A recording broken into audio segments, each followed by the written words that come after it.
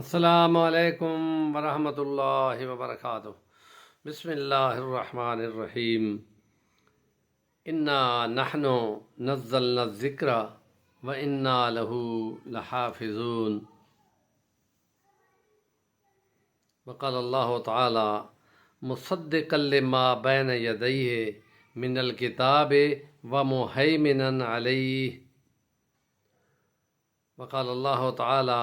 يحرفون الكلم عن مواضعه ويقولون هذا من عند الله ليشتروا به ثمنا قليلا۔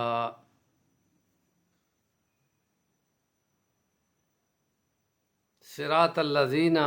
أنعمت عليهم غير المغضوب عليهم ولا الضالين۔ صدق اللہ العظیم۔ سیرت نبوی صلی اللہ علیہ وسلم اور الہامی کتب کے مضامین کے موازنے کو تھوڑا سا آج دیکھ لیتے ہیں، اور اس میں دیکھتے ہیں کہ ان کتابوں کو جن کو بندوں نے اپنے ہاتھ سے مسخ کیا، دنیا کمانے کے لیے اس کے مضامین کو اوپر نیچے کر دیا،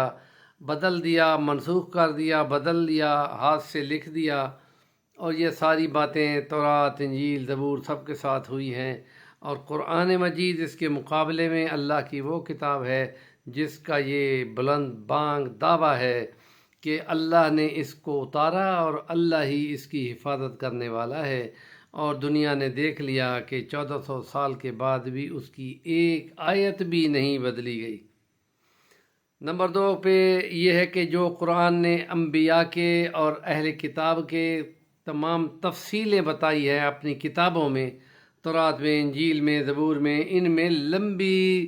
قوم اور نسل کی باتیں ہیں، اور اس کے مقابلے میں قرآن نے لمبے قصے بیان نہیں کیے، ان کو مختصر کر کے ہدایت کے قصوں کو بیچ میں لگایا ہے، اور پوری تفصیلیں دینے کی اس کو ضرورت محسوس نہیں ہوئی۔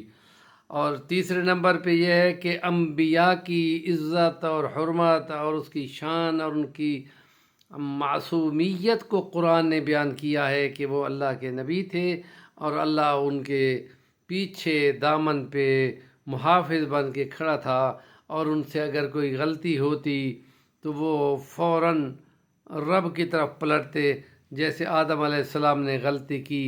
تو مسلسل اس نے رونا دھونا کیا، اور پھر خدا نے اس پر توبہ اتاری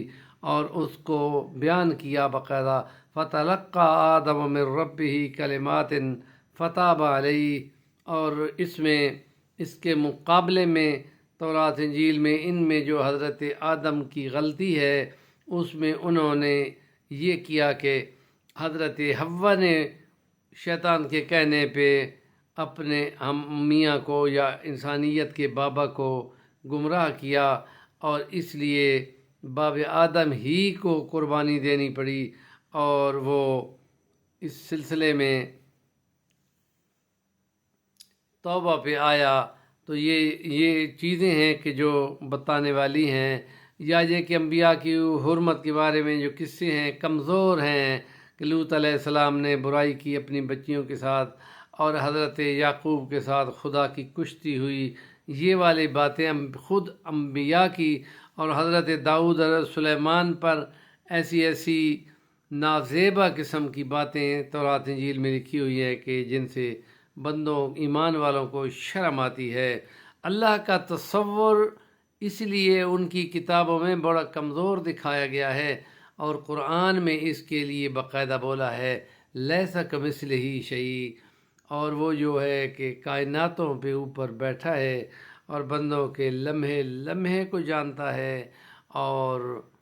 وَهُوَ اللَّهُ فِي السَّمَاوَاتِ وَفِي الْأَرْضِ يَعْلَمُ سِرَّكُمْ وَجَهْرَكُمْ وَيَعْلَمُ مَا تَكْسِبُونَ یا تَكْتُمُونَ۔ تو یہ تصور ہے مقصد کتاب اور کتب، ان میں ان کے اہل کتاب کے بقول نسلی پرائرٹی کو بیان کرنا ہے کہ بنی اسرائیل ایک بڑی اونچی قوم تھی، بڑی اونچی ذات تھی، اور ان کو اگر غلطیوں پہ سزا ہوئی تو چند دن سزا ہوگی، پھر خدا جنت میں بھیجے گا۔ تو اس کے جواب میں خدا یہ کہتا ہے کہ کیا تم نے یہ چیز دیکھ لی ہے یا تمہیں دکھا دی گئی تھی یا تم نے لکھوا لی تھی کہ چند دن تمہیں سزا ملے گی، اور اس لیے ان انبیاء کے قصوں میں خدا نے ان کی عزت اور حرمت کو بیان کرتے ہوئے ان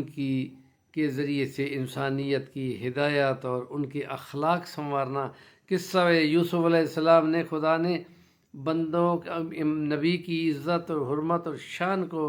خوب کر کے بیان کیا ہے۔ جب ان کو عہدہ ملا ہے تو کہا یہ بھی اسی تقوی و پرہیزگاری کی وجہ سے خدا نے پھر اس کو بادشاہت کی کنجیاں اس کے حوالے کی تھیں، اور یہ ان میں جو قصے ہیں ان کی تفصیل ہے وہ انشاءاللہ ہم اپنے کل کے ولاگ میں بیان کریں گے۔ ہمارے چینل کا نام ہے صفی البانی، ضرور سبسکرائب کریں